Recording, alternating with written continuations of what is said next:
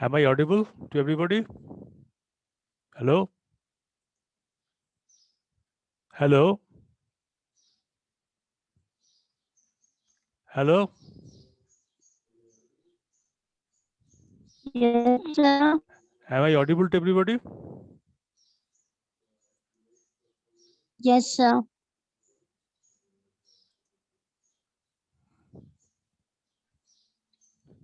Hello?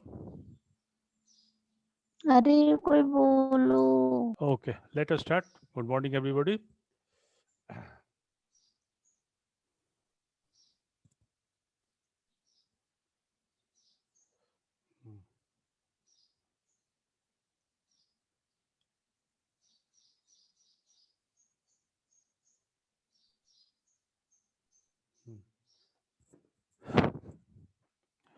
Up to our last class, we have discussed a number of times what is the stress condition or stress situation or stress scenario of a particular point in space, and how does we tells the externally applied load on that point when sud- this basis of basic stresses which acting on this point is known like sigma x, sigma y, sigma h, etc.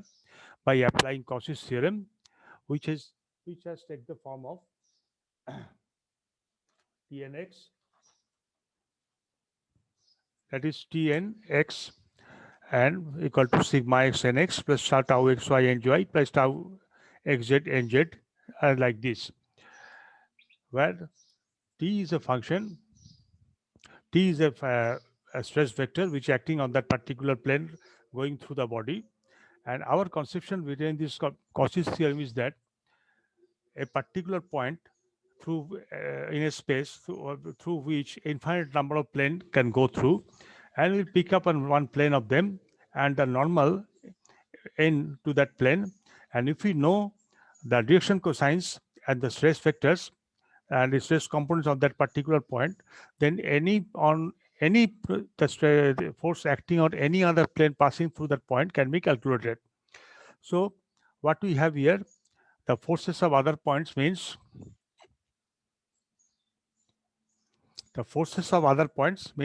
we have taken into consideration tx.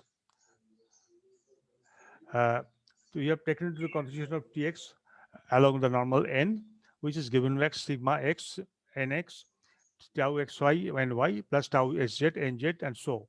There are other similar versions of ty and tz, which is the force vector of the forces acting along the normal itself.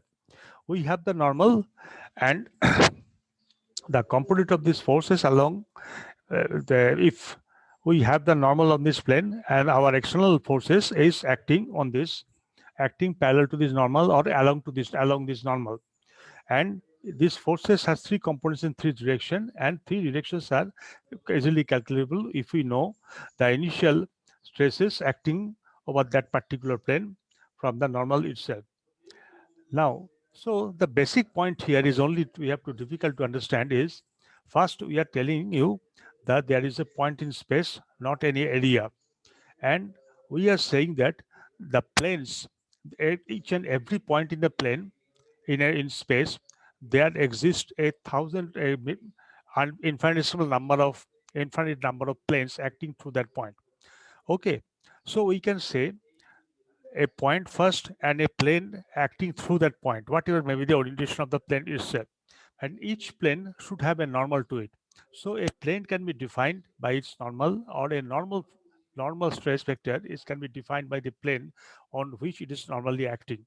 Now, on a plane, we find if something is known to us, say we have a plane and over which is normal is acting, with orientation of this normal along along the x, y, and z axis is known to us. Orientation means this direction cosine of this normal to the specific direction cosine means the cos of the angle in this normal tends with the x-axis and y-axis and z-axis. The cosine of this angle is defined as the direction cosine, means gives us the direction of its component along x, y, and z axis, of the original component itself. So we have a point, we have a normal, and we have direction cosines, and we know the components which acting on xy plane, component of stress is acting on xy plane, yz plane, and zx plane. This component should be known to us because along x-axis there is a normal forces, and yz and z axis there will be shear forces. In all three force planes, we should have the component of normal and shear stress is there, and we know the fact. We should know the problem. I mean, we should know the value of it. But what we have to know, what we have to do that we want to know, find out the stress component on any other plane acting through that point, because but and following the same coordinate axis. So if one stress factors and cosine vectors of one of the plane is known, then any other plane acting through that plane, any other forces can be calculated easily. This is our condition itself. Now, based on this thing, we are going through a number of problems yesterday, day before yesterday. There, we are doing the third problem. What is given here is, say that rectangular is a cantilever beam, means it is supported at left end only and right hand is free. And in the but cantilever beam don't have uniform depth. It's like a trapezium itself. The bottom side is horizontal and top side has an angle, but subtended by theta from the horizontal itself. So it is it is assumed that the bending stress on any vertical section of the beam is distributed according to the elemental flexure formula, which means along the bending equation, sigma is equal to mc divided by I. This is the definition with the bending stress of any beam subjected to normal forces on sigma is the stress acting on any of the any of the uh, any on any point across the fiber of the beam. Now, so there's we have to show that the normal stress sigma on a section perpendicular to the top edge of the beam at point A is sigma 1 cos square theta, where sigma 1 is the flexural stress given by mc by I, m the bending moment, sigma I is given by the moment of inertia, c is the distance from the concerned point of the neutral axis. Really, we take the maximum stress which is at the top. Here c will go through is the normal neutral axis, and sigma at the top force is carrying the maximum force, as well as sigma at the bottommost fiber carries the bottommost surface carries the maximum force. So we have to use this formula to know the value of the stress on the top point. Now, when what's happened here? Just 1 second.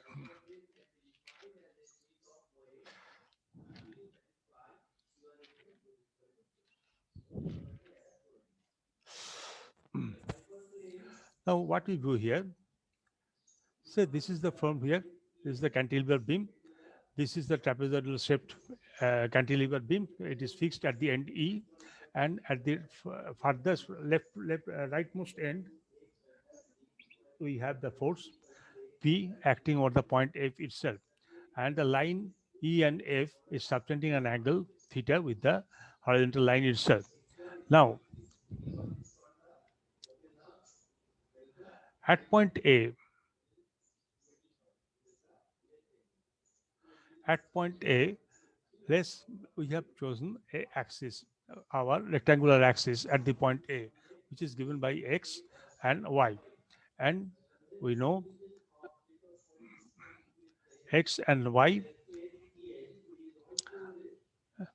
one x and y is known along and perpendicular to the edge itself.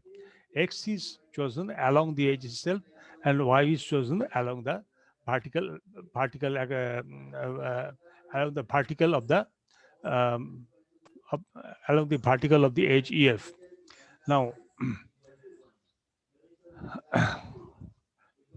the resultant force, what is source? Now, what is on the x plane? The plane perpendicular to the edge EF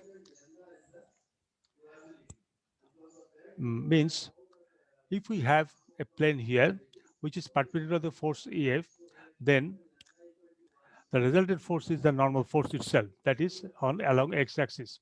So if we have imagine a plane here like this, which is perpendicular to EF, so we have the force acting along the x-axis itself. Resultant force is acting along the is the normal. It's normal to itself. There is supposed to be no shear stress on this plane since the top edge is a free surface. There is no force on the top edge. There should not be any shear stress on this plane.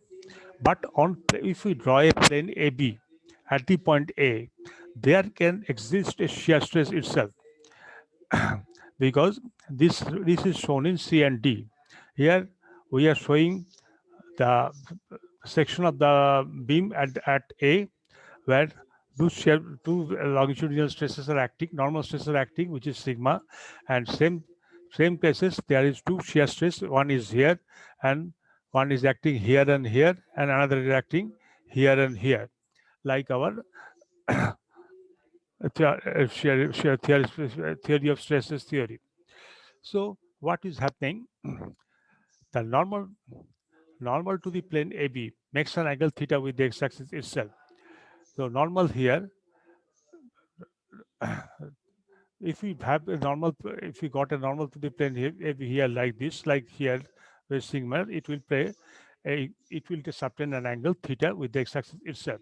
So the normal and shearing force in the plane, be sigma 1 tie 1, we have sigma x is to sigma 1 because we see along the force that is only one force sigma 1, and sigma y there is no stress, and sigma z we don't have any force here because we have only one force acting here, which is acting out its component normal to it. Here, this is the only normal sigma 1 and sigma 2 is acting here. There is no other force acting over this single register as per assumption. So tau yz and tau xy is equal to tau zx. So all these five functions are equal to 0. Only sigma 1 exists equal to sigma x itself. And sigma x exists which equal to sigma 1 itself.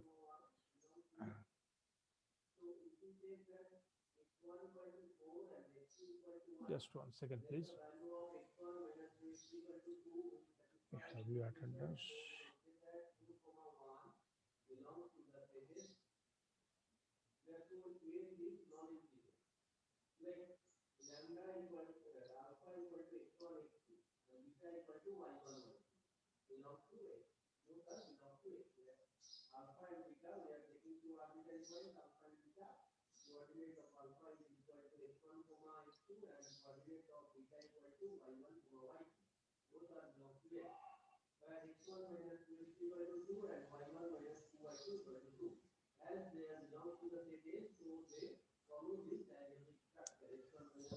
Okay.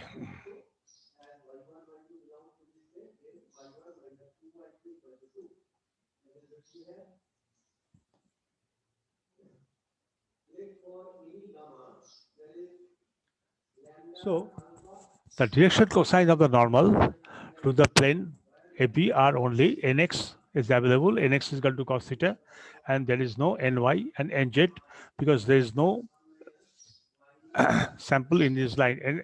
Ny is the sine theta, and nz is equal to 0 itself.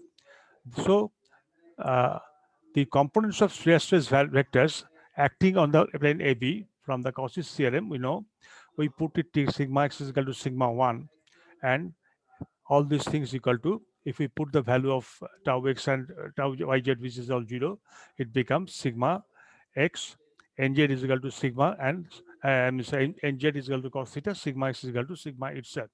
Here tau y, as all these tau x, sigma y, sigma z is 0, tau y is 0, and tau z is also similarly, it is also 0. So normal stress acting on the plane sigma n, acting on the plane AB is sigma n. Sigma n is given by this equation here, and which is equal to multiplied by the cos itself. which is where you have to put the value of tx here, and sigma x is already cos theta, and so this becomes uh, sigma cos square theta. Now, as sigma n, a normal phase is equal to sigma, then uh, sigma is equal to sigma 1 cos square theta, or is equal to m into c divided by I into I cos square theta itself. Further, the resultant stresses acting on the plane is given by tau x square plus tau y square plus tz square is equal to t square. So we have to put the value of tx only, which is equal to sigma cos theta. So sigma square cos square theta.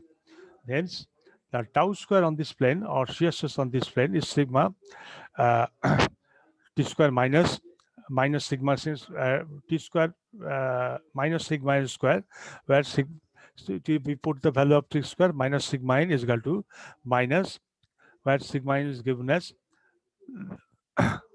sigma n is equal to sigma 1 itself, which is given as sine square cos square theta, and which becomes sigma square cos to the power 4 theta, or sigma square cos square theta 1 minus cos square theta, or sigma square sine square theta cos theta, or sigma square by 4 sine square to theta itself.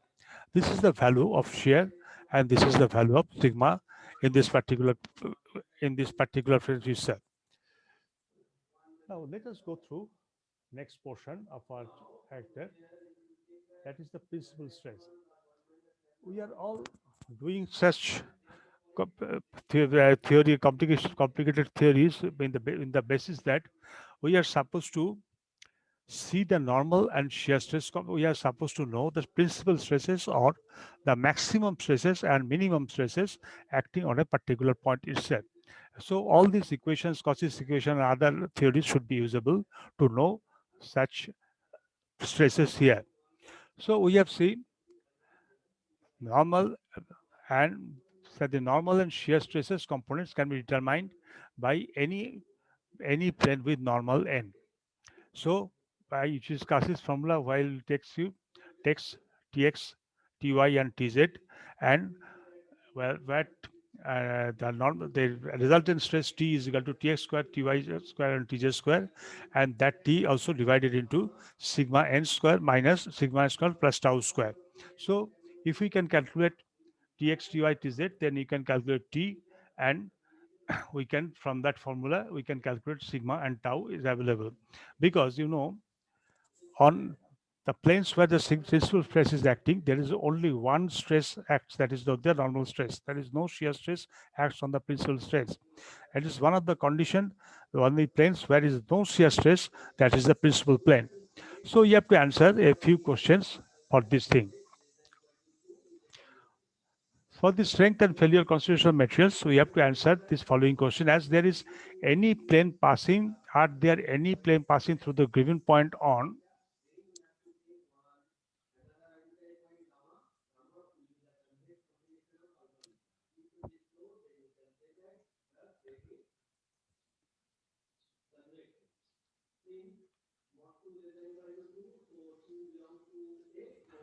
is there any are there any plane passing through the given point on which the resultant stress are wholly normal? Means, is there any plane for a particular point? Is there, find out the plane where the resultant stress is only normal, there is no shear stress on the plane itself. In other words, resultant stress vector is always normal. Means this is the principal plane. As per our definition of principal plane, there is only one component of stresses exists, that is the normal components. That is, no shear stress component exists over it. So first we have to find out whether our plane takes into account this particular condition itself. Now, what is the plane on which the normal stress is maximum, and what is the magnitude? Normal test, which is maximum, is known as the principal stress or maximum stress. And so if we find out this plane on which the normal stress is maximum, we'll get the principal plane and principal stress itself. And what is the magnitude? We have to calculate accordingly. Now, what is the point on which tangential or shear stress of a maximum, shear stress is the maximum, and what is its magnitude? What is the plane on which the shear stress, tangential or shear stress is maximum, and what is its magnitude? Because we have to find out the maximum shear stress also, not only the maximum tensile or normal stresses, but also the maximum stresses. That too runs on different stresses. Now, how will you do for our present axis research, present discussion? Let us assume there is a plane with direction cosines. There is a point in space, and through that point there exists a plane n. N means its normal is defined as n with direction cosine nx, ny, nz means its normal substance and angle whose cosine angle along from x-axis, y-axis, and z-axis, and its cosine of these angles is given as nx along x-axis, ny along z-axis, and nz along z-axis itself, and on which the thread is stress is fully normal itself. Here there is no tau on this plane. There is only one stress that is normal. Means so let us be the only normal means that is the principal stress itself. Let us and this plane n is the normal n itself. Now sigma be the magnitude of this stress vector we assume. So Tn is given as sigma n itself. T to the power is n is equal to sigma n. Sigma it doesn't mean sigma multiplied by r n, but the suffix of sigma is n. Means Tn, but total resultant force is equal to the normal force acting on the plane itself. Now, component of these normal forces, component of this normal.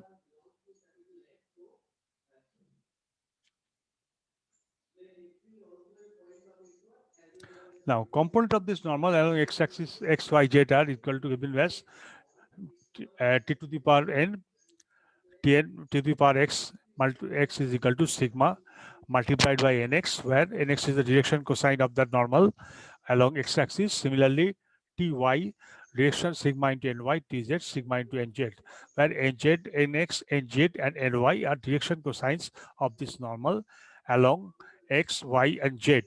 Direction cosine means I'm telling you again, the cos of the angle which the normal substance either with x-axis or with y-axis or with z-axis.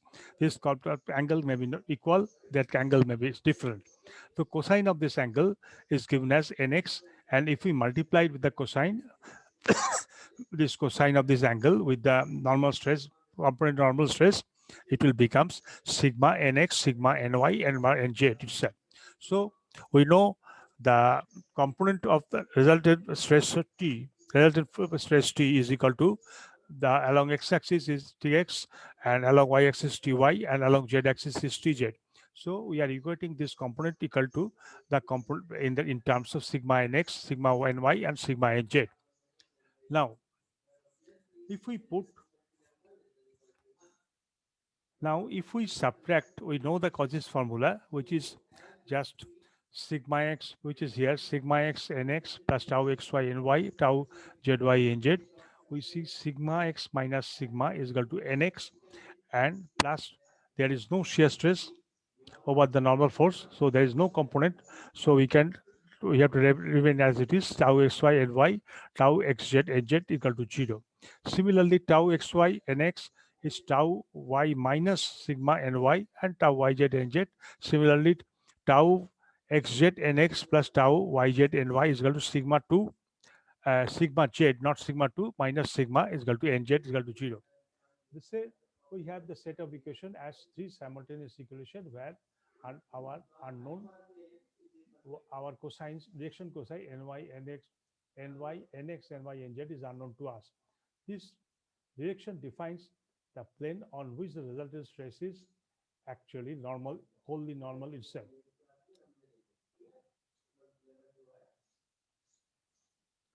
This stress signifies uh, hmm, this direction define the plane on which the resultant stress is normal itself. Means, as we know, reaction cosine depends on the depends is the cosine of the angle, which is the normal stress with the normal stress subtended with x-axis, y-axis, and z-axis. So if we know this direction, this direction cosine is defined, this unknown direction cosine is defined the plane in which this resultant stress is acting normally. Resultant stress is acting normal. So above set of equations is a set of homogeneous equation. The trivial, where we can face a trivial or quick solution of this problem is very simple. If nx and ny and z are all zero, then the equation satisfied here, because then every equation, every component of the equation is equal to zero. But that is a very quick and unacceptable solution, because you have to know the value of sigma, which is the principal stress.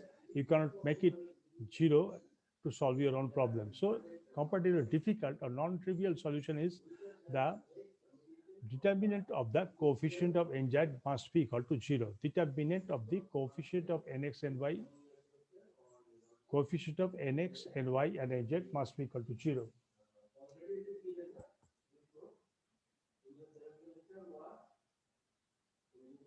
So what we have got, we have formed a matrix with the coefficient. The determinant of the coefficient of nx, ny, and z is supposed to be zero. What is the coefficient of nx, ny, and z? It is here sigma x minus sigma. We put it here in the matrix. Sigma tau xy here, tau zx here. Next, second equation, tau xy, sigma y minus sigma,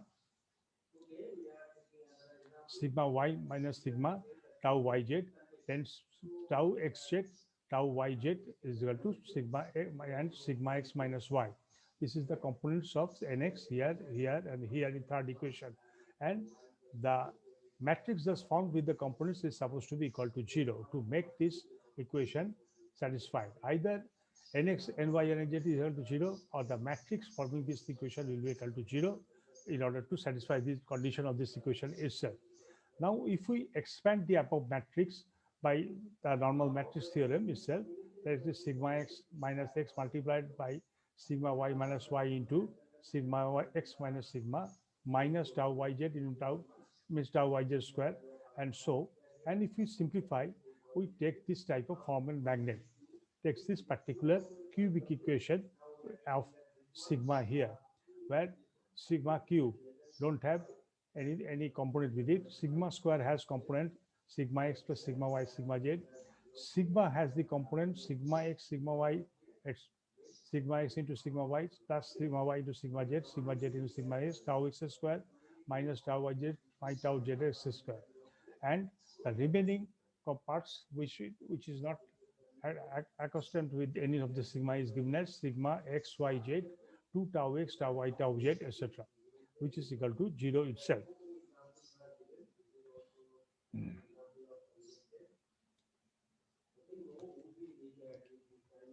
Now question is here, how to find the value of sigma here in a cubic equation like this here. Let us go through that. 15.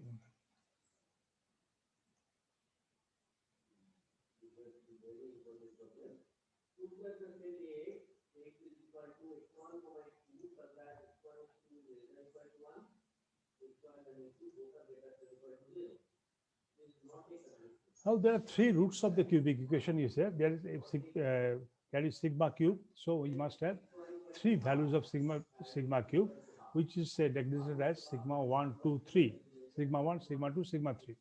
All these three roots must be real. To solve above the cubic equation, we substitute any one of these three solution of equation 2. We may solve corresponding nx, ny, and z. If we substitute in any of these three equations, we may solve nx, ny, and z.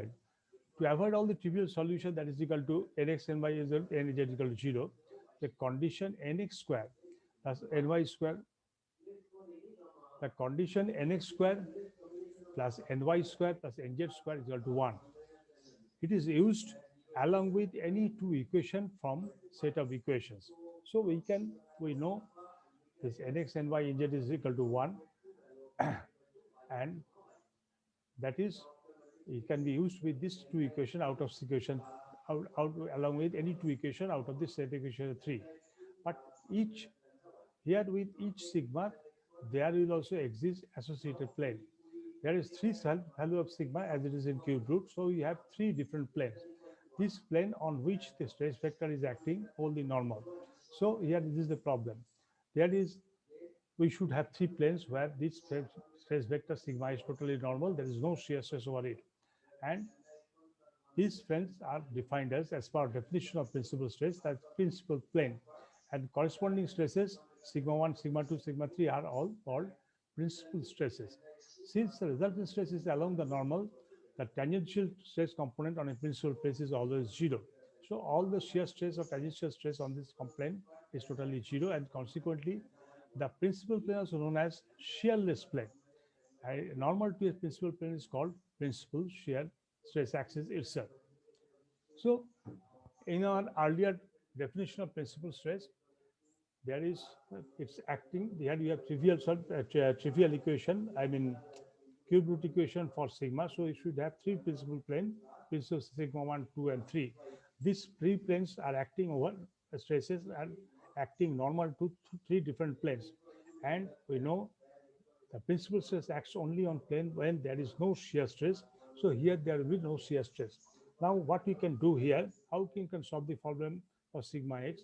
We can take, you can by the we can use the relation nx square plus ny square nj square equal to 1 with by replacing any of the equation and just solving the remaining equation like this. By solving this thing, we have got the value of sigma itself. Now we know again I'm telling you the principal stresses, principal plane, the corresponding stresses are principal stresses, and resulted along totally normal. There is no shear stress exists over this principal plane itself, and principal plane thus can be defined also as the shearless plane itself, and the normal to a principal plane is called principal stress axis itself. Now,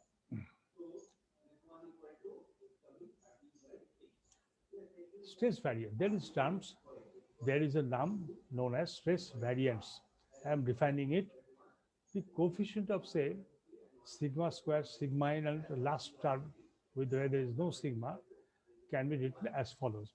L1 here, what we are doing this.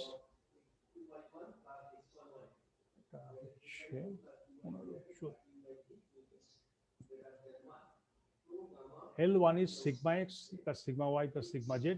L2 sigma x sigma into sigma y, sigma z into sigma y into sigma z into sigma x minus tau x square, tau yz square, tau zx square.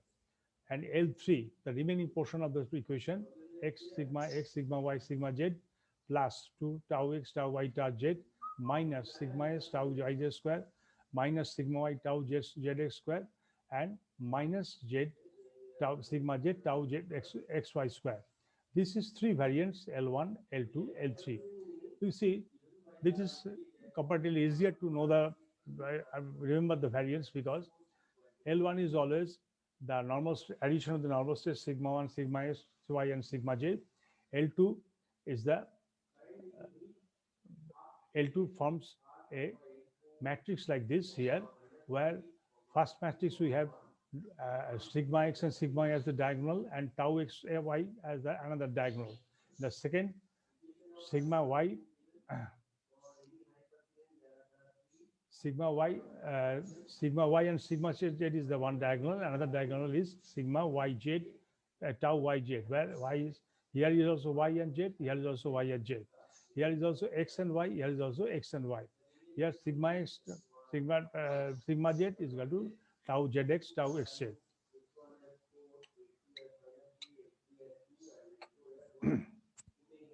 Now,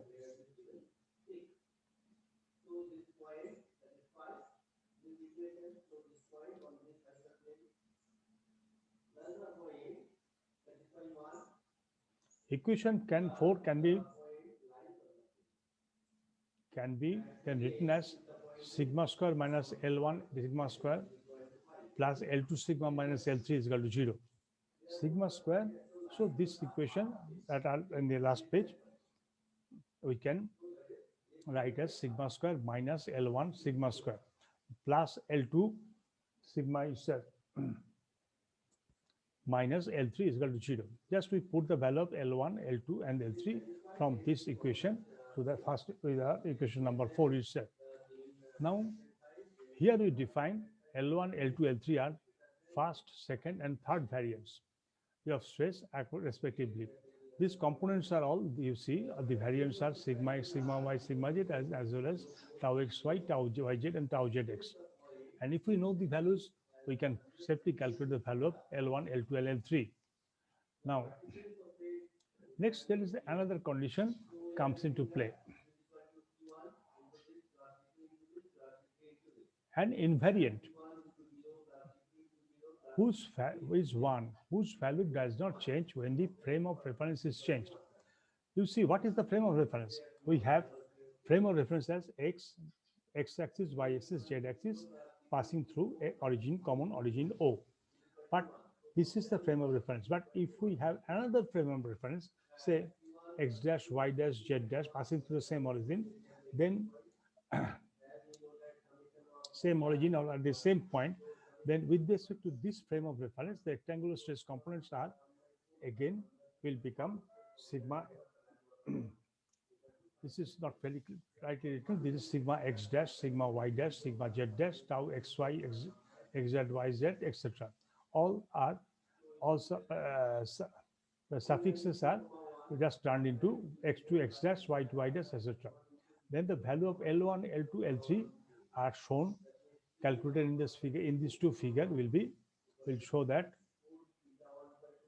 value L1, L2, L3 will show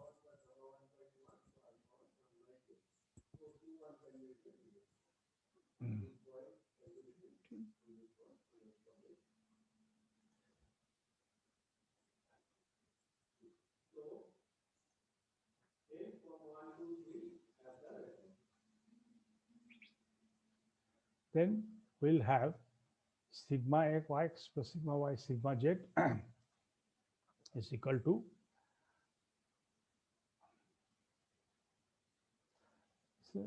to sigma x dash plus sigma y dash plus sigma z dash. So L1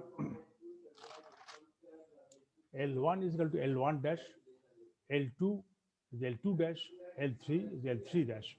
So we are saying that the reference may be changed, axis may be changed, the value of L1, the variance is not changing. But because this newly variance, the stresses in the newly reference follows the same equation here. Sigma s is like this, and remaining L2 part of the C2 is like this, L2 L dash and L3 L3 is like this.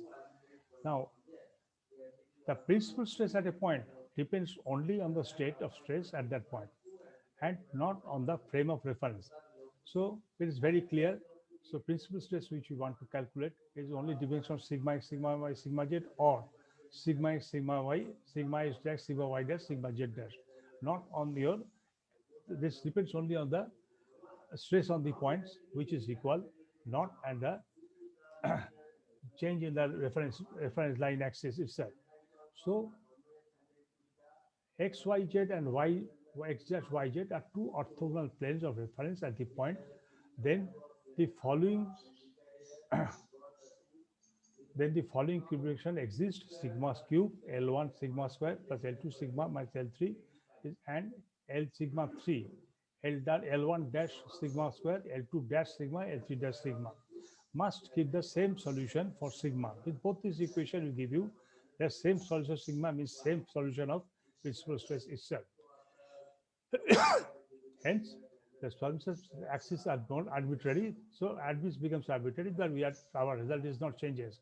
The coefficient of sigma square, sigma wave, and the constant terms must be equal to each other itself. But so it is very clear from our equation that line of frame of axis can change.